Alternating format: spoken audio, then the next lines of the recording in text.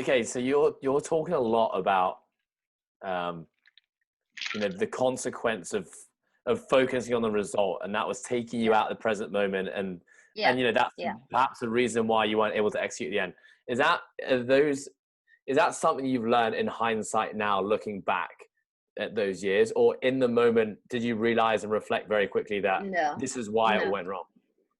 I have no idea. Like at that time, I just thought I wasn't actually good enough. But reflecting on everything, I was so good enough. Like I just needed the right cue for the pegboard, and I would have done it. Like I was trying to be as close to the wall as I could and do it strict. Like, and I think just a combination of not being able to do something, and my mindset is like, oh, I failed the handstand walk 2014. I'm not going to be the person that can't do anything anymore. I think that was my mindset. I wanted to be able to do everything. I wanted to be the athlete that was good in everything. And I think that not being able to do something just triggers some old emotions that I hadn't worked on, and triggers like the belief system. And the power of belief, I tell you, is very strong. Okay, well, let's talk about that. At which point, because a lot of these things, like, I'm sure are things that you've accumulated over the years. Every year that passes, you learn a new lesson and you add something to your toolbox. And like the way that you talk about it all now, like focusing on the process versus the outcome, beliefs, values, mindset. Like, have you been someone that's always reflected all the time? Is there have you had this like revelation recently where you've just kind of realized all of this? Like, how's this all unfolded? So I actually love psychology and everything that's connected to the mind. Like I've always been very driven of mindset, thoughts, emotions, and everything like that. So I actually started university 2014, but I stopped because like exams and everything were always the same time as regionals. And like when I was studying, I was like, oh no, I need to be training. When I was training, I was like, oh no, I need to be studying. So I finished that year, and then I just like, okay, I'm just going to focus on CrossFit. So I've always been very driven on it, but not about myself. So like after 2015, I would just want to put in more work, because work is what brought me where I am right now. That's how my drive was always. Like if I would do more work, if I suffer more, I'll get better, which is like, it gets you to a specific place, and then you have to be smart. So I think that is 2016 was just like, if 2016 is the worst year that I've ever experienced training wise, because the only thing that I thought about were the parallel handstand push-ups. And if I had parallel handstand push-ups in the programming, I was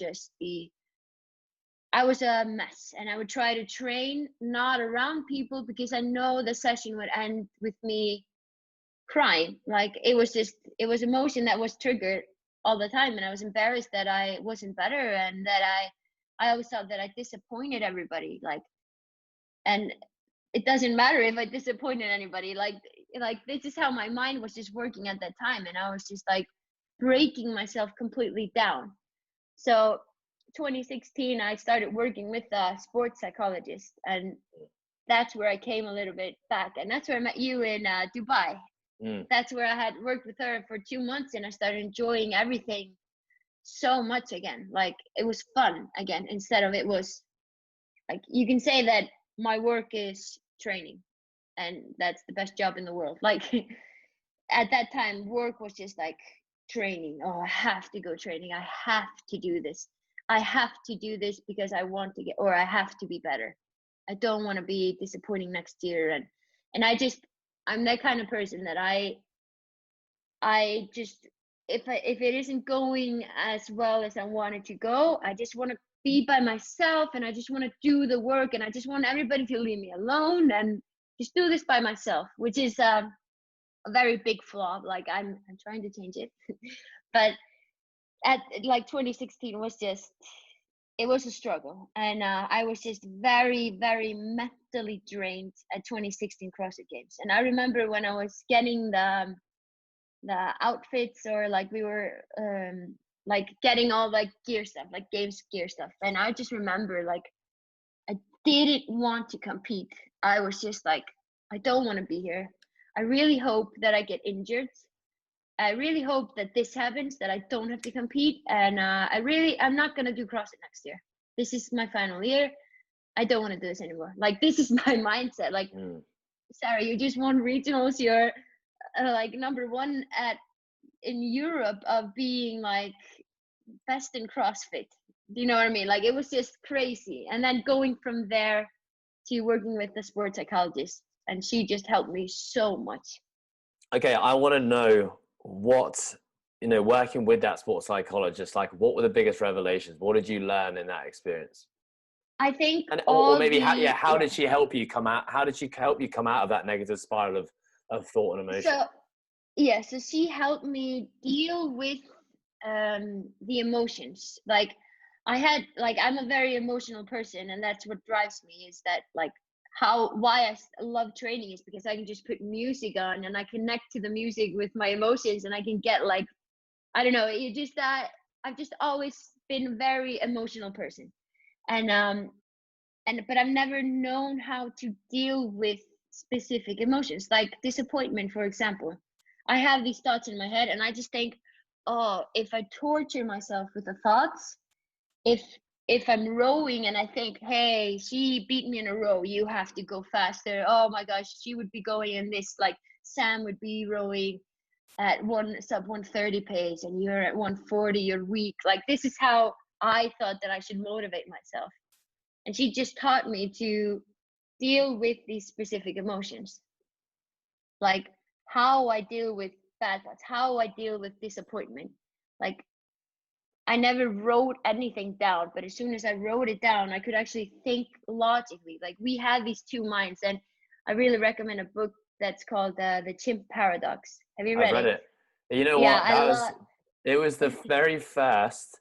It's funny because and I don't mean to, break you off your tangent, because I want to bring you back to it, but as a coach, I remember the one area that I felt like I was really lacking was also mindset, sports psychology. Was finding I couldn't really help my clients. I couldn't really help myself. I came from team sport into individual sport, and was struggling to not have people around me to, like, lean on when I was struggling or when it was good. So the first book that was ever recommended to me was The Chimp Paradox. And it talked about, like, the thing that resonated with me was controlling the emotional monkey versus the logical, thought-based or factual-based side of things. So anyway, amazing book. I completely agree. Yeah, it's amazing. I recommend everybody reading it. Like, I've read it 2 times already, and I don't know why I'm like this, but I love to note everything that I like from a book. So I've gone through it 2 times, and I'm always noting more and more stuff. Like, it's just that it's a really good book. So emotion is just an emotion, and we have logical thinking. So we have this caveman inside of us that's always protecting us so much. And that caveman was very much out with me 2015 and 2016. Like, I was always protecting myself, and it's better to protect yourself when you're feeling sorry for yourself instead of challenging yourself. So when I wrote, like, my thoughts down, and I could see them and think logically, like replying to my thoughts, like, yeah, Sam would be rowing 130 pace. Then I would say, yeah, but Sam wouldn't be lifting the same weight as me, and that's why I'm not rowing as fast. If I would be focusing more on endurance, that would be my goal, but I'm focusing on this right now. Like, you would have to reply to yourself. But then maybe 15 minutes later, I would get the same thought again. I would read it over again. Okay, fine. I'm good now. Like, this is a little bit how I worked 2016. Like, as soon as I started not feeling enough, not feeling that I belonged, I would remind myself, okay, why does Catherine belong and not me? What is different between us? Like, and then the emotions come out, like, she has a gymnastic background, she has this, you were just a fat girl, you shouldn't be good at anything. Like, I would be like always like going back and forth in that, but I would have these solid things that I would say to myself to remind myself of why I'm here. Like, why do I love this? Why am I doing this? And who am I doing this for? Am I doing it for me? Am I doing it for somebody else? So that's a little bit what I was working on 2016. But 2016 at the CrossFit Games actually ended up being a pretty good year for you. Yeah, results-wise. I didn't smile in any event. And I remember my mom was just like, Sarah, are you okay? And I remember I was like, when I woke up in the morning, like there were so many fun events, and I was just like, oh, this. Like I never think like this before a workout, but I was just like, oh, I don't want to do this. I don't want to do this. Like the ring handstand push-up workout with squats and burpees. Like, how could I not have been excited for that? But I was just like, oh, I just want to get this shit over with. And I just want to finish this competition and never compete again. Like that's just how I was. Yeah. So at this time, are you still working with the training plan? Is that your coaching team? No. So I started working with a lifting coach 2015, Eric. And so me and Björklin, we both were following the training plan, and then we had Eric as our lifting coach. And then there was a guy called John Singleton, who joined Eric's team. And so Annie was like the number one priority in training plan, which I understand. Like, and it's hard to have two female girls like that are that close to each other and coaching them both and trying to do the best for them both. Like it's not possible. So me and John just decided that we would like work together. We actually did a lot of good things, but then I just felt after the games 2016, I just needed a change. And like I wasn't enjoying what I was doing anymore. It was a little bit of just like I don't know, I just needed something different. And then I was working with a psychologist, and we just started to, like, I started following the training plan again, like the open program, and then I would program around that, like my weaknesses and what I knew I needed to work on. And just things started clicking again. I went to Dubai to compete there, and it was this eye-opening of, okay, I'm actually still good at CrossFit. I still enjoy this. Like, this is fun again. And on the way home from Dubai, I was like, damn it, I'm going into minus like 20 degrees or something, and snow and darkness and like 2 hours of daylight. And I was like, I really want to train in sunlight, and I want to train in a group, because I used to train a lot on my own. And of course it gets mentally tough when you've been training by yourself for 2 months or something. So I remember meeting Rich at 2016 CrossFit Games. He was in a room just next to me, and I was just like, oh my gosh, that's Rich Froning. And I went to him and I'm like, hi, I'm so sorry to bother you, but can I get an autograph on your book? Because I just read his book before the games. So he's like, yeah. And if you ever want, and I said, if I'm top 3 at the CrossFit Games, can I come train with you for 1 week or something? Because it was always my dream to go to Mayhem and train. And he's like, yeah, of course. Here's my number, and you don't have to be top 3 to come train with me. And he was just super nice. So yeah, I texted him on my way back home from Dubai, and asked him if I could come and train with him.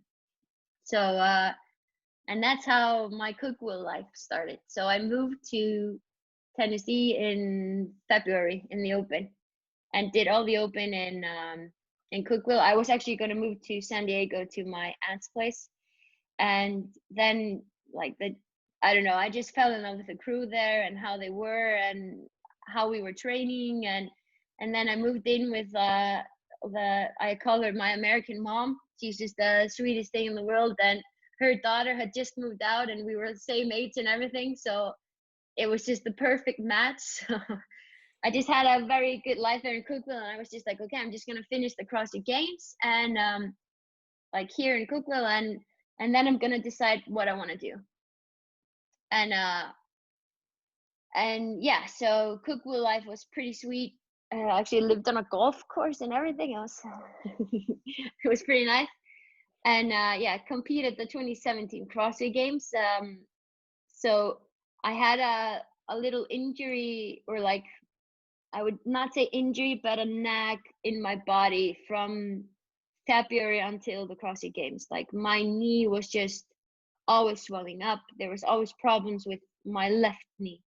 And I would try to force myself to squat, and I would feel it the next day. I would try to force myself to run. It would affect everything. Like, it was it was a struggle there, like not having a coach and not having like, I had my physio in Iceland and everything. And I think that's a little bit what affected my 2017 performance, is that I wasn't like, I had this nag the whole time. I had this pinch in my shoulder the whole time, 27 or at the Games 2017. And then I was just a little bit overtrained when I started the competition, and there was just a lot of small things. But last event 2017 is probably my favorite moment of all my career. Like That they call was it, the Fibonacci's. yes, it was just like parallel handstand push-ups were my weakness, and I won a workout with parallel handstand push-ups. Or parallel handstand push-ups were my weakness. Like in a competition, they were my weakness. I was afraid of them from 2015. And after that event, I was just like, why is this over now? Like, I am just getting started. Like, I felt like that. So I was so hungry to start, but my body wasn't like connecting with me. Like I had this in my right shoulder, like this super pinch. I don't remember, like I remember it being so painful, but as soon as I started on the floor, I didn't feel it. But afterwards, I could definitely feel it. And then my left knee, and I talked to Sam Briggs about it, and she recommends that I go with her to like a training camp with her coach, because he's like a movement specific. And I was just like, yep, perfect. If I'm allowed, I would love to. So I go to their place after the CrossFit Games. Actually, I went to the Caribbean and gained 10 kilos, I think, because I just ate pizza the whole time. Pizza and Milka chocolate. Oh my gosh, it was so good. Epic. Yeah, so I went very out of shape into a training camp with Sam and Elliot, and this is Jousey, right?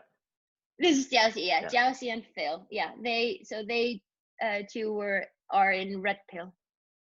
So yeah, they helped me with my knee and everything, and give me like a plan, and then they show me how they're programming for Sam, and they show like a timeline of like specific phases and everything like that, and they say like we are very open for you to be our athlete if you want it. Like, and I was also very excited to find a person that could help me with injuries, and then also could help me with, or could program. And so we worked together for 2 years, and like the first 3 months were very challenging because the pinch in the shoulder just didn't want to leave. And I remember I was trying to power clean, and I could never commit to the barbell. I could never do this movement. I was trying to front squat, and I would be stuck like this for a moment. And then I went to Australia to compete at invitationals, and I was very sick. I don't know, like before invitationals, like throwing up and everything. I don't understand why that was, but now I do. So I had a broken, or like not broken, but like what is it called? Fractured. Like in the rib. Yeah, fractured rib for a long time without knowing it, and I was always pushing it. And then after invitationals, like I was just not myself training or anything after the games, and I just didn't understand what was going on. I have this drive that I've told you about, and I was very pissed that I couldn't split jerk 95 kilos. So me, Sam, and Carmen are in Australia after invitationals, and I'm not sick anymore, but I'm just like very off training wise. And I would try to do bar muscle up, and I would always just go with my left arm up, and I just didn't understand why this is so annoying. Like why is this pinch? When can it leave? What can I do? Because I had already rested it and everything, but I just didn't understand this. And then Sam is split jerking, and I'm just like, okay, split jerk is my jam. I'm gonna try to split jerk for the first time. So I'm re-racking the bar, and I just hear a crack, and I just go numb in my whole shoulder, and I'm in Australia. And I was just like, something happened. I don't know what happened. Like maybe my rib is stuck or something, but I can't move. I can't move my neck. Like I couldn't do this, and I couldn't do this. And I have a lot of hair, and when it gets wet, it gets very heavy. So I was in a shower, I would get like stuck and I would have to like take my left arm to help me with my head. So I just thought that I had like a herniated disc in my neck. And I had that Dubai competition like after 6 weeks, and I'm just like okay, I'm going straight from Australia to Dubai. What am I supposed to do?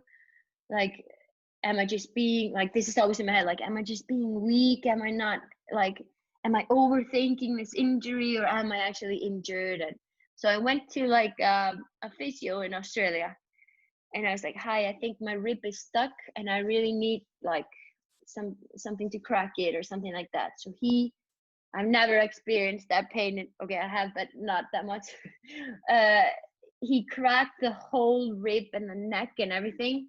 And because it was already broken, like my shoulder was like in a lock mode or something. I don't know how you say it in English, but like I was just stuck like this. I couldn't put my hand down or anything. And I had just decided in my head that it was a stuck rib because I was going to compete in Dubai. But like inside I knew it was more, but I was in Australia. What could I do? So that physio just cracked me everywhere, and I got like 10 times worse. And then I'm trying to go, or I'm waking up the next day, and I remember waking up was the worst. And I had a hard time breathing also, like I couldn't breathe deep. So I remember me and Carmen, we were sleeping in the same bed, and she went training that morning, and I woke up, but I couldn't move. Like I couldn't put my head up or anything, and I couldn't breathe. And then like I started crying, and you breathe even harder when you're crying. So I was like, Sam, and trying to scream Sam, because I was just stuck in bed. Like I thought I was just getting paralyzed or something, because the body was just in such a lock mode that it was just protecting me so much that it didn't let me move or something. And I had my phone, and I called, and I booked the flight to Iceland, and I was just a wreck, a complete wreck. And so I'm traveling for 24 hours by myself with 2 suitcases because I had been traveling for so long. So I had 2 heavy bags, broken rib, and I remember I was just like crying in the airport because I was in so much pain, like lifting the bags up, and nobody can help you with your bags at the airport because it's a safety thing. So I was just like, okay, this is just 24 hours. You have to put yourself in the pain cave and just like, it's almost done. It's almost done. One flight at a time. Like, and so, and when I was trying to go on board from Australia, they're like, do you have a note from a doctor that you're allowed to travel? Because I looked so bad.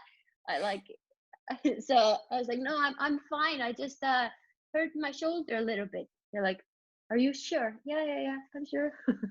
So I finally go to Iceland and go to a scan, and it's a broken rib.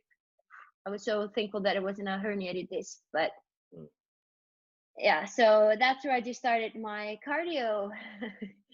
My cardio building. So I was very thankful that I was working with Phil at that time at Red Pill. So I just went to his place, and we programmed around the rib and just some weaknesses that needed to work on, and we just found a solution.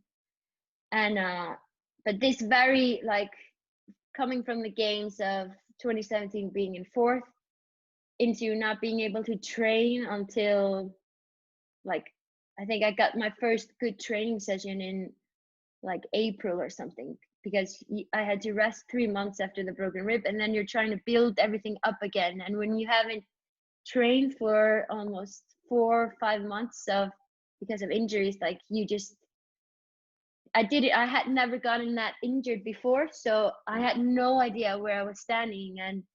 And I remember that I didn't even want to do the open because it was 2 weeks after I started training again, because I was so afraid of what people would think where I was. So I went a little bit to that. I have to ask Sarah real quick, like, you know, obviously a lot of what you do is always in the spotlight, right? Social media, right? CrossFit Games media, I know it's not really about anymore, but you know, how much of that expectation from like what Pat Sherwood and Tommy Marquez are saying about Sarah's got an injured rib and she's coming to the open, like how much, you know, because now you have to deal with that as an athlete, how much of that kind of stuff actually weighs on you and affects you?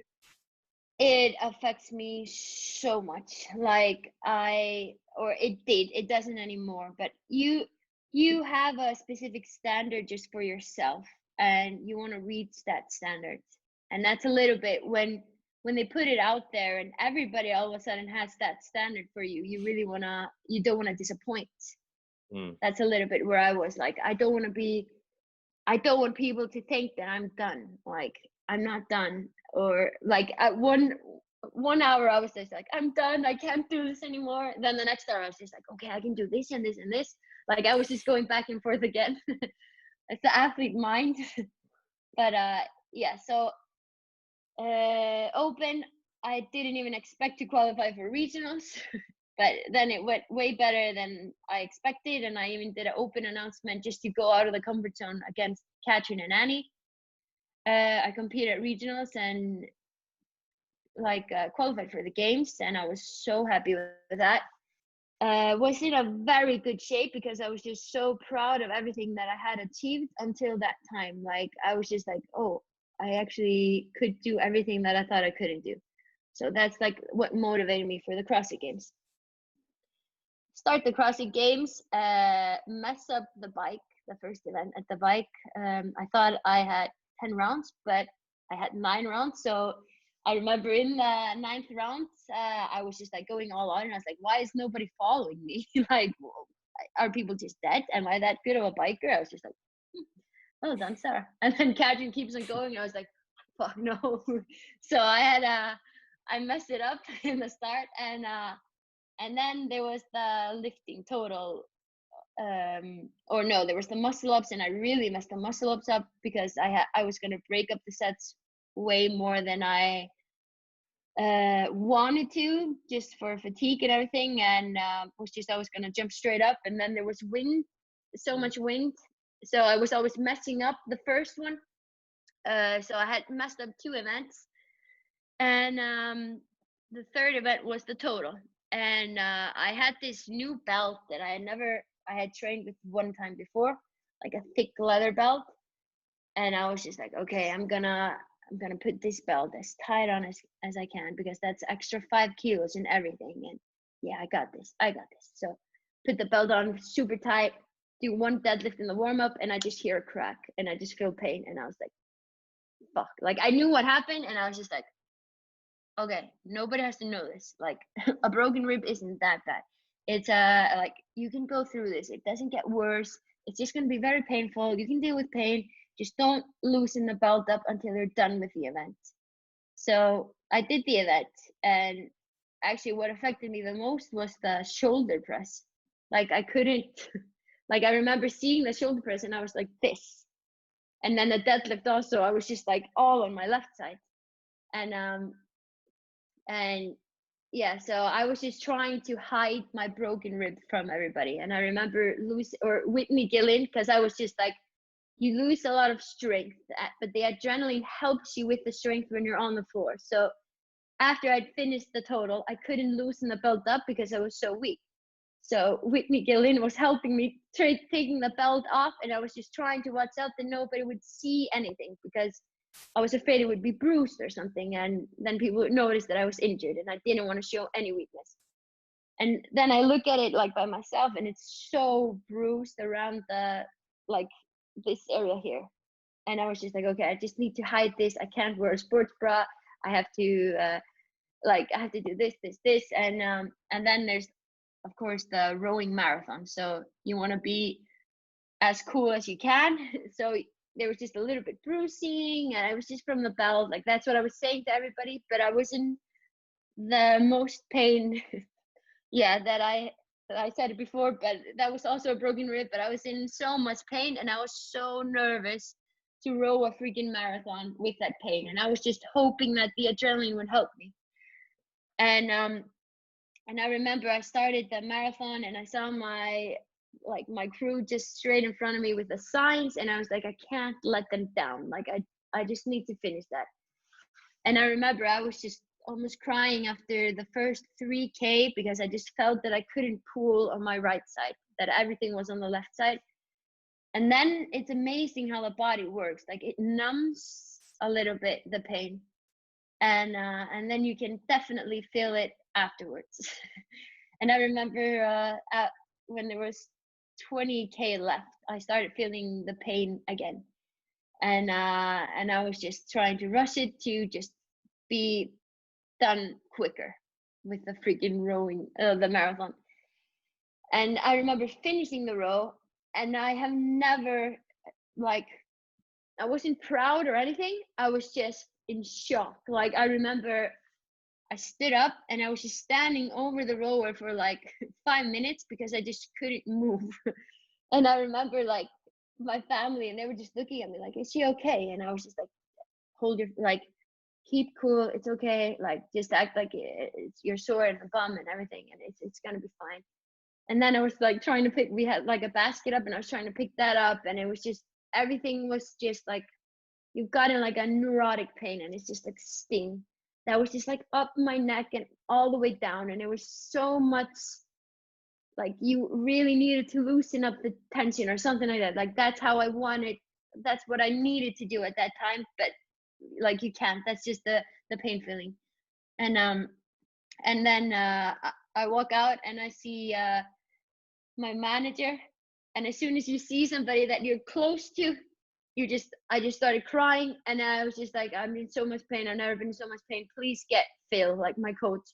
And then Phil comes, and I was like, I have a broken rib. I think I have fever, and I have no idea what to do. Like, if I made it worse or not, I was gonna tell you. And I was just like trying to hide it for as long as I could, but then you just, you reach a limit where you can't hide it anymore. I think at that point it became like, was public knowledge then that you were dealing with an issue. Is that right?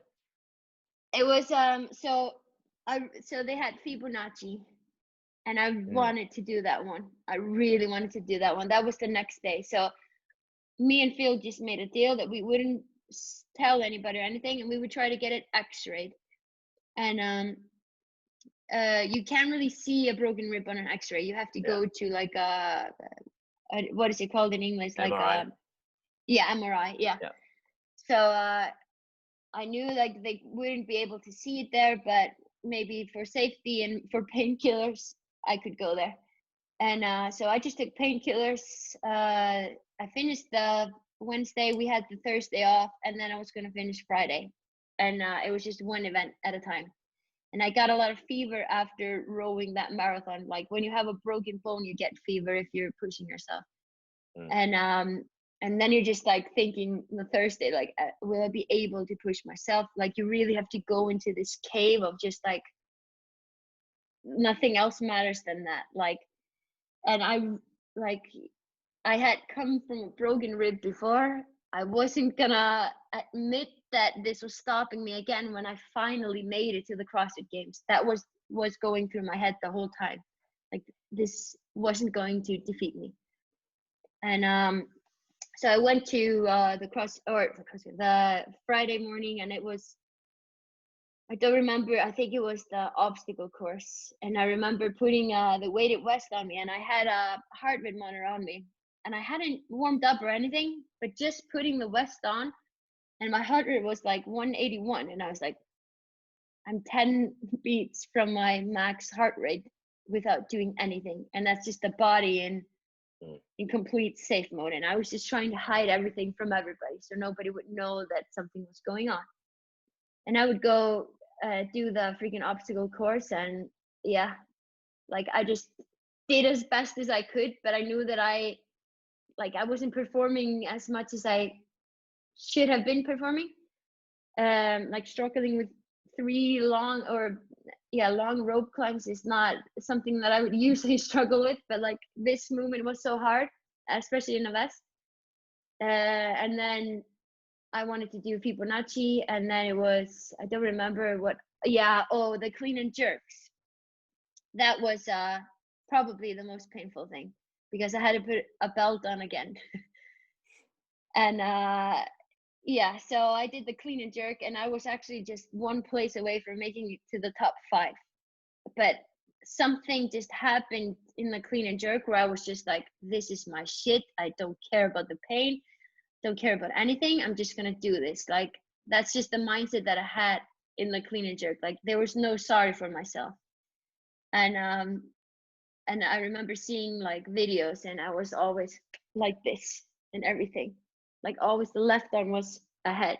And it's amazing. Like, I couldn't feel it myself, because I just wanted to get it up somehow. I didn't care.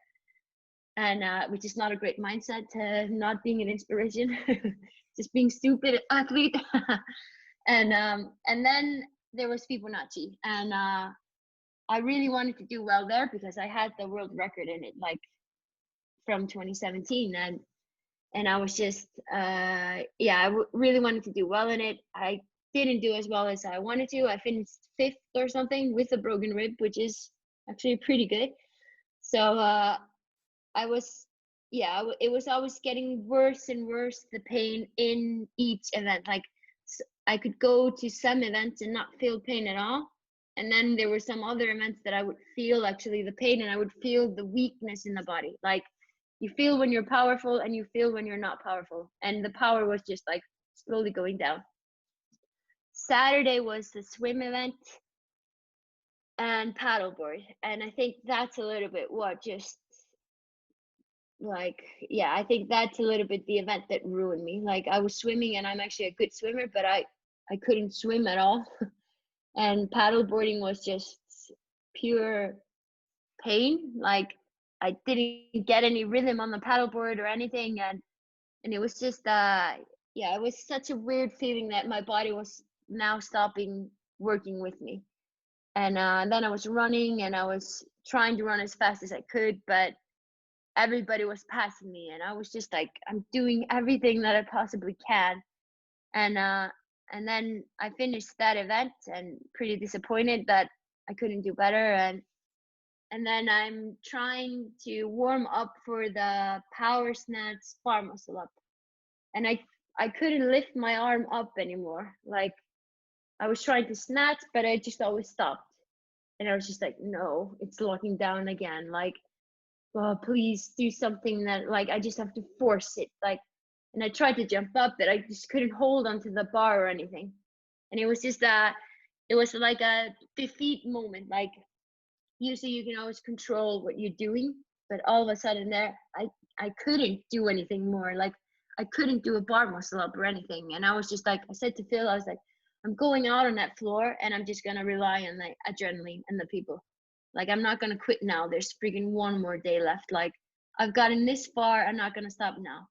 And he was just like, nope, you're not. I'm not letting you. Like I'm gonna tell them, or like I'm gonna talk to them that you've like stopped the competition, and like this isn't good. Like you're never gonna forgive yourself by going onto the floor and not being able to do something.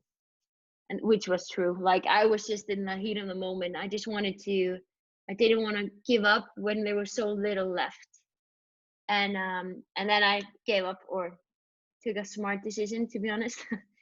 And so that's probably one of the hardest things also that I've ever done. Like I've never stopped the competition before, and dealing with that afterwards. Like I knew how the process was, and I wanted to get it 100% that I had a broken rib before I would start resting, or like I wanted to be sure that it was a broken rib and not something else before I would start like recovering from it. So I went to an MRI as soon as I went to Iceland, and my 9th rib was broken.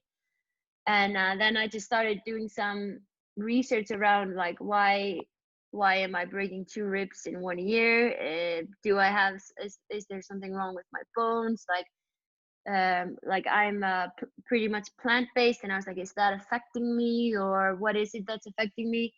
And then everything just came pretty solid out, and it was just unluck. Like 2017, my first rib was 100% overtraining, and that's why it fractured. And then I just didn't listen to it and broke it completely. And 9th rib was just unluck with a freaking belt that I should never have used. And I mean, you know, you said yourself you hadn't had a whole lot of injuries leading into this point. Are you someone No. like from these things that have happened? Are you now more in tune with your body? Would you say, like, are you able to be responsive? Yeah. Yeah. So I made a decision after 2020 games. They were shit. I was very mad that I was in very good shape, but I wasn't able to show it. I've never been in as good shape in my life as before 2020. So that was pretty shit year. And I mean, I should have just been better in those areas that they were testing. So that's just a kick of the ass that I need to train that more. I made changes 2020 with my coach. I stopped working with him. I started being my own coach again. Like how I approached that was this, like after the games, I just took 2 weeks and I just wrote everything down that could go wrong with me being my own coach, and the areas that I needed help with, where I was going to look for those areas, and how I was going to set everything up, what I was going to use. So I had this new nutrition area. Okay, I work with Mike with M2 Performance because I'm one of those girls that has always had a problem with loving to eat and like and being overthinking. Like I want to be shredded. I want to look like that. Do I want to look like that and not perform well? Like, no, I want to perform. That's my #1 priority. So Mike is my go-to there, and he makes sure that I am fueling well. I am not too heavy when I'm competing. Like we just have this great bond that we understand each other. I have a physio that I've worked with from 2017. As soon as I get anything achy or anything, I call her, I text her, I see her 1 to 2 times a week, and she is like she's my brain in that area, because now when I get a little bit injured, I overthink it because I don't want to lose again 6 months out of 1 year of training. Like, so she is my go-to there. I have a guy that looks over my program and sees like, hey, you're programming pretty much of this and this. And then, yeah, so I have a person in each area that is helping me. Like, okay, sprinting wise and agility, I'm shit at that. Who am I gonna talk to assist me with that? Who's gonna help me with breathing? Who's gonna help me with relaxing and mindfulness? And like, so I just wrote everything down, and I just had a person for each thing. And it seems like there's a lot of the people, I mean, like Matt Fraser, Tia Sumi, like a lot of the best athletes, or the athletes who've been in the game for a long time now, seem to be taking more of that approach now, rather than kind of having, you know, the one go-to person, you know, having a range of different experts. You know, okay, so that making that decision to do that, what made you decide to move back to Iceland? I don't know, like I was just like my go-to place. Like it's good to have a place where you just settle down, like you have a home. Do you know what I mean? Yeah. And I live with my friend, and so I just had a room with her. And can you hear me? I think my headphones are okay. You let me know if you can hear me, because I think I just heard something. Okay, yeah, so it's good to have a place where you can always go. And I had one room with her, and I was just gonna travel and live with her. Like so how I look at this is that I am this lucky person that got the opportunity to travel the world. Like before I even started training, my dream, like I worked at a hotel, and my dream was to go around places. So I used to work with a lot of people that were just traveling the world and finding small jobs in each area. And this was always my dream. I wanted to finish high school, and I wanted to travel the world and find small jobs and meet new people in each area. And I mean, that's a little bit what I am doing. I'm just CrossFit, and now I work in by training in different areas and meeting new people. So I think, yeah. But did you feel like now is the time that you've had enough of that, or like is now the time to like create a home base?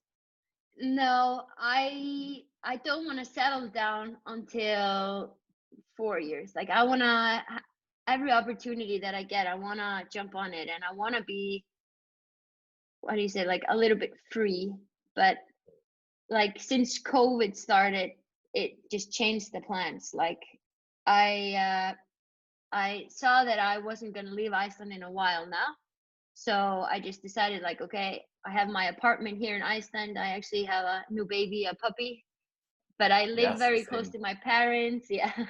And they're like, my sister also has, so this is a puppy from my sister. And so she can always take him if I have to travel or something like that. Like, I want to be based in Iceland, but I want to be able to travel around the world still when it opens up again.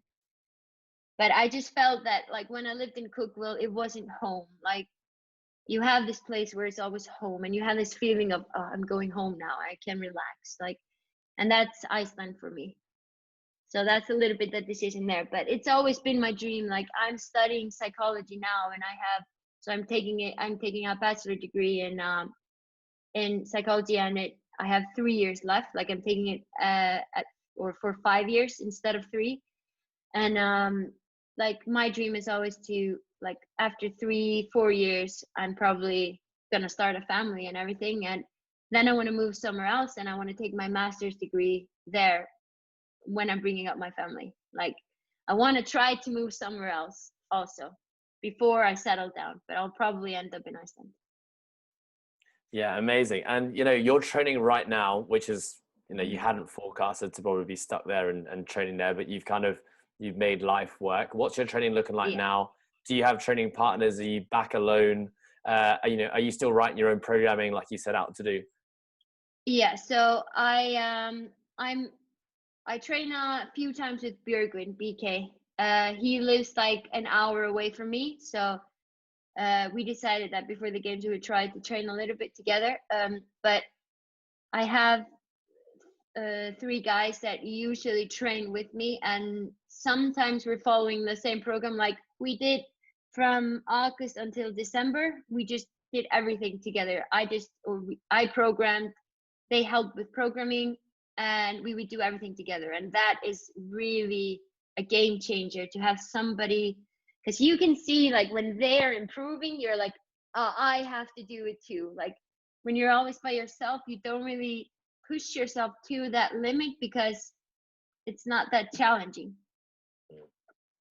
And so, like, do you see the importance, like, is training in a group or like in a group environment, is that something that you want to keep a part of your training always now? Yeah, I think enjoying training is always my priority. Like, as soon as training is what is it, like a have to instead of I want to, that's always when I know that I'm getting a little bit overtrained now. I need to do something else. I need to clear my mind. Like, before I would think like, oh, this is a weakness, but it isn't. It's your body telling you that, hey, you're mentally drained now. You need to do something that's enjoyable. And that would just be like, okay, I'm just going to go to this gym and I'm going to train with them, instead of I have to do this session and I have to finish that session, and I'll just go to my gym and be by myself, and because I have to be better at this. Like, you get more out of training when you're enjoying it and when you're in that mood of you're trying to improve instead of having to improve. Okay, awesome. Let's talk about now. So what's happening right now in the world? Obviously, like, COVID's happening. That's kind of beyond our control. A lot of stuff's happening in CrossFit. There's a lot of unknown, and I guess a lot of us are still kind of waiting on what's going to happen to the sport, to the affiliates. What are your thoughts on the CrossFit Games this year? Like, I have to admit that it's so surreal that there is going to be a CrossFit Games. Like, of course, it's such an amazing thing if they can have it, and but you still have this feeling inside that, like, California just closed again and everything is getting worse in the States, and like, you're trying to train for something which you're afraid of won't even happen. Of course, it's very hard motivation wise. Like you just can't think about that it's not gonna happen. Like, you just have to hope for the best. And I mean, us CrossFitters, we're professional athletes, and it seems to be that America is giving professional athletes a pass to go into their country. But then you also go into the mood of like, oh no, am I going to oh, sorry, my baby. Yeah, am I going to sorry, I completely fell off. There's a dog in the video, everyone. That's why Sarah's that's not Sarah panting and licking herself. That's actually a dog. No. Okay, so talk about the CrossFit Games, and the public, the past, it's like, professional athletes. yeah. So it's gonna be hard to like, or it has been hard to motivate yourself to actually like, yeah, I am going to the CrossFit Games when everything is closing up, and then like you have to get a specific pass, and then there's a reason why everything is closing up. It's because of everything's getting worse. And do you want to go into a place that's getting worse, where in Iceland everything is pretty much open, like, but then you also think like maybe they will have it as like a rogue competition, like an online, instead of going there. But it I don't know, like it's just one day at a time actually, and you just have to think about the whole time that it's going to be a CrossFit Games this year. So I guess the way that you're programming for yourself right now is as if the CrossFit Games is going to go ahead. Yeah, 100%. Yeah. Okay, amazing. My next question, Sarah, is with all the changes happening in CrossFit, what do you want to see from the sport side of CrossFit? Like if there was going to be your most ideal changes, not necessarily perhaps to benefit you, but just to benefit CrossFit as a sport, what would you like to see happen? Have you got any ideas in it? I would want to see it as a real sport. Like, so in Iceland, if you're a CrossFitter, it's more of a hobby than a sport. Do you know what I mean? Like, it's it is a professional sport, but it has to be like, I would want to see that there could be more professional CrossFitters in the sport, and that it's actually looked at as professional sport. Like when you're trying to get sponsorships and everything, like CrossFit would be equal to tennis or something like that. Do you know what I mean? Like it would be an actual sport instead of just like, there's just and hopefully that's changing now, but like before it wasn't, like this is just one guy that owns this thing and he can control everything. Like it needs to be a professional sport. So That what would has be to my dream. happen? What do you think has to happen for it to become professional? Does it need to be at the Olympics? Does it need to be, I mean, does it have to have like different levels of competition? Like what do you think has to happen? I think like Olympics would 100% make it a professional sport, because Olympics is something that has been in this world for a very long time, and that everybody looks up to in their sport, like being able to compete at the Olympics. Like that's just a dream for every athlete. And I think that it's very complicated for CrossFit to go to the Olympics, because like we would have to know the events, and everybody would get better each year in doing the same events again and again and again. So I think that it would be complicated, but it would be possible. And I think that the new owner of CrossFit is, I think I have a good feeling about him, that he has a small plan, and maybe it will be, yeah. Maybe if they have two kinds of CrossFit sports, like you could compete in this and you can compete in this, and like golf is, you would have this pro card that you can compete there, and you would gather points and everything like that. Like I think that's very, I wouldn't say, I don't know if that helps with being professional or not, but it's just that people would look at it in a professional way. And then I think, yeah, Olympics would be the most perfect thing. Okay, so if we're talking about Olympics and CrossFit in the future, what is on the cards for your future? Like how long do you have goals set for yourself? 1, 2, 3. I know you want to start a family and settle down somewhere, but you know, within the sport perhaps, like do you have goals, and what can we expect? Like I would say that my time limit, I'm 27 now, and I would say I would stop around 31. Like I think 32 or 31, after 32 or something, it's going to be hard to have your first child. So especially if you're a female athlete.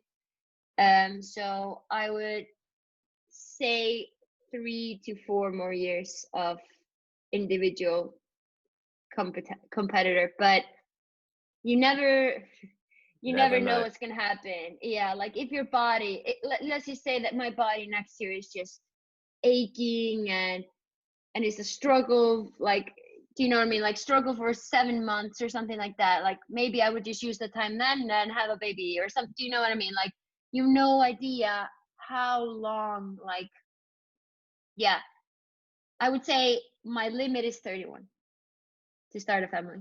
And so I'm going to be individual competitor until that, and maybe team after that or something. But I think that I'm gonna prioritize having a family and taking care of the family when I have a family.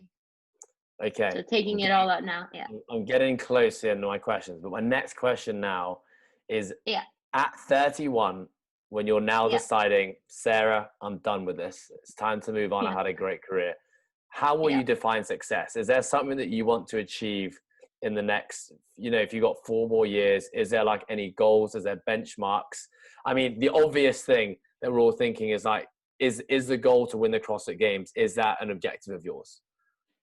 I think, of course, it is. Like, that is my drive. I want to win the CrossFit Games, but I think that I would be the most proud of is enjoying the moment more while I'm competing, instead of like I've sacrificed a lot to try to win the CrossFit Games, and sometimes it doesn't, like, sacrificing things that I didn't even have to sacrifice just for the thought of I'm doing everything I can. Like, I think learning how to enjoy this journey and thinking back of like, oh, I remember how fun this was. Like, I think about 2015 and I was just like, oh, this was so much fun. Me and Carmen went shopping between events. Like, this is just crazy. And I still won the competition. Like, I was that, I don't know, calm and just knew what I could do, instead of always worrying about, oh, what if this happens? What if this happens? Oh, no. Can you still hear you? I can. Wait. I can't hear you. We've been talking so much that my headphones are... I mean, I can actually still hear you. See. Maybe just take them out. Can you hear me now? Yeah, I can hear you now. Oh, you can hear me now. Okay, perfect. Don't worry about that at all. We're just going to edit out that bit. Yeah, okay. What were we talking about? Were you just literally on a tangent? Okay, you were actually on an amazing roll, because you were talking about defining success and like, how important the journey was. Yeah. Outcome. So sorry. Yeah. I want you to continue with that tangent. Yeah. I think I want to just feel that I'm proud of my, like, everything that I put in, that I enjoyed the journey. And I think my biggest goal has always been to inspire people that they can do whatever they want to do if they set their mind to it. And I think, or I hope that I can achieve that. And I think I hope that I can look back and see that I've helped people. Yeah, and with that being something that drives you, like something that's a passion of yours, to like inspire other people, what is it, if you were to say, like, the one thing or the one or two things that drives you every day to continue to do what you do? Is it for you and the reasons that you like you said when you started your career, that you want to just see yourself getting better and see what amazing things you can do? Or is inspiring other people, like, which one of those two things drives you more? Inspiring people also, and then also reaching my full potential. I want to be 31 and thinking I did everything that I possibly could to be the best that I can, instead of thinking, oh, if I could have done that, I would have been much better. Like, I want to be proud of my choices of reaching my full potential. Like, hearing you say that now, like, it makes everything make so much sense when you're talking about your early games experiences, and like you focusing on the outcome rather than the journey was what was pulling you out with it. So actually that's pretty inspiring to hear you say it now. Sarah, this has been a long old conversation, but it's been awesome, and thank you so much for sharing that story. That was all completely new. It was all completely new to me. And I'll be honest, a lot of these interviews that I do on these podcasts are for very selfish reasons, because I actually just want to hear about people's stories and what drives them. So for me, more than anyone else, thank you so much for sharing it. And it's been amazing to have you on the show. Sarah, I mean, where can people hear about you? I'm sure they know where to hear about you anyway. But if there's any shout outs you'd like to put out there that we can link in the podcast? I think Instagram is where I'm the most useful on, or where I am updating the most. And then just come to Iceland. when airlines start up again, we'll all come to Iceland. Oh, Iceland's open, you know? Well, I just can't get out of Hong Kong. No. That is the bigger issue. Yeah. Thank you, Sarah, for being on the show. It's been an absolute pleasure, and have a great day. Thank you.